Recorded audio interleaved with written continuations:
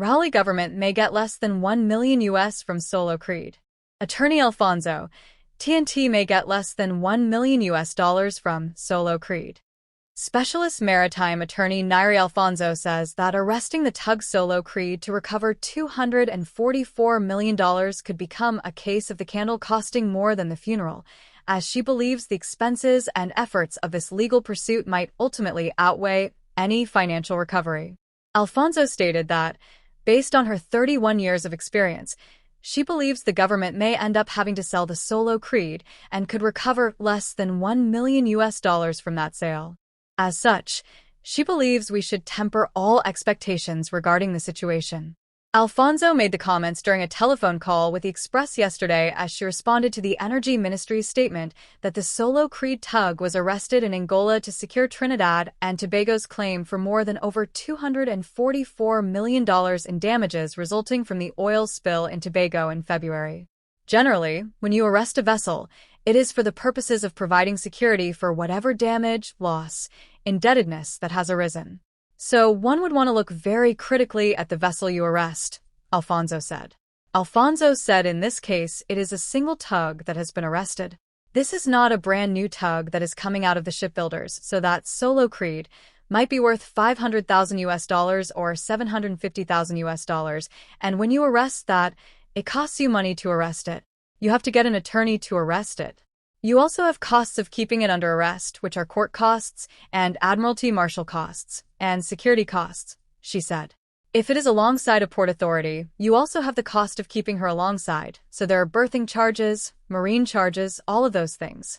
When you arrest this vessel, how much of that cost can be recovered by the value of this vessel?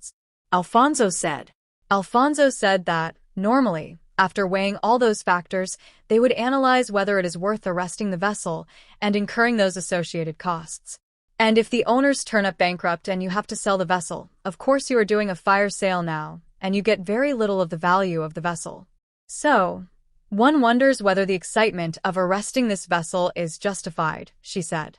Alfonso said sometimes vessels are part of a PNI, Protection and Indemnity Club, which is a mutual insurance association that provides insurance and other services to its members, so that those entities can put up security, which might be over the value of the vessel, and then the vessel will be allowed to go its way.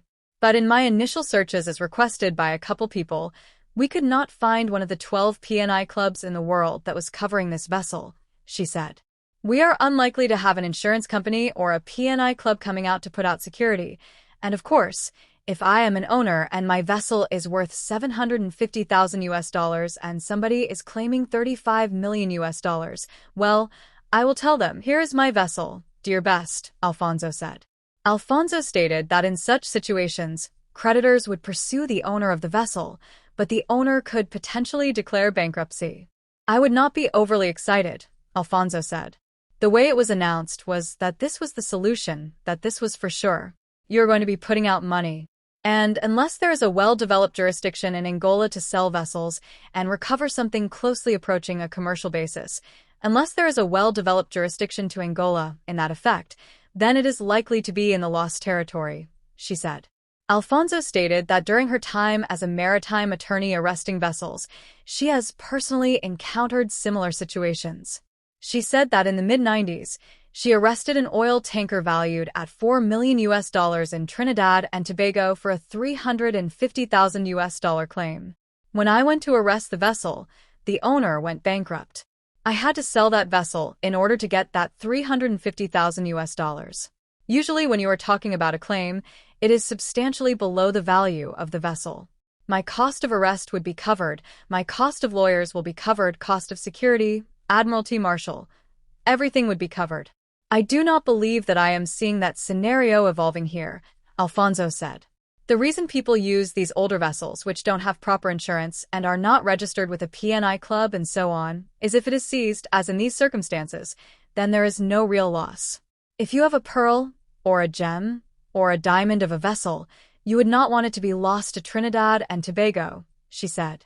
Alfonso said that the Gulf Stream being cut loose may indicate that the Solo Creed could also be sacrificed. If you have experience in these areas, you have to put that into the rubric, that they are always willing to lose that vessel in the case that something hits the fan. It has to be something that you are willing to sacrifice, Alfonso said.